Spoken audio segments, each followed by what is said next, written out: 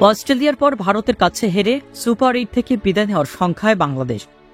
গতকাল অ্যান্টিগায় ভারতের 197 রানের লক্ষ্যে তারায় নেমে পুরো 20 ওভার খেলেও 8 উইকেটে 146 রান করেছে শান্ত বাহিনী।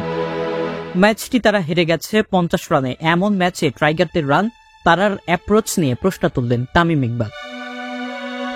ESPN ক্রিক ইনফোর ম্যাচ পরবর্তী লাইভ অনুষ্ঠানে তামিম বলেন, আমার মনে হয় অ্যাপ্রোচের দিক থেকে বাংলাদেশ দল হেরেছে। ভারতের কুলদীপ যাদব ভালো বোলিং করেছে, কিন্তু বাংলাদেশের ব্যাটারদের অ্যাপ্রোচের কারণে সে লুপ এবং ফ্লাইট দিতে পেরেছে। শুরু থেকে আমার মনেই হয়নি তারা রান তারা করছে। বাংলাদেশ হয়তো 146 রান করেছে, কিন্তু রিশাদ হোসেনের 10 বলে 24 রান তাদের ওই পর্যায়ে নিয়ে গেছে। আবার কোনো পয়েন্টেই মনে হয়নি বাংলাদেশ রান তারা করছিল। ব্যাটিং নিয়ে হতাশার পাশাপাশি টস জিতে ভারতের বিপক্ষে বোলিং বেছে নেওয়ার অবাক হয়েছেন তামিম। পুরো আসরেই বাংলাদেশের ব্যাটিং হতাশাজনক।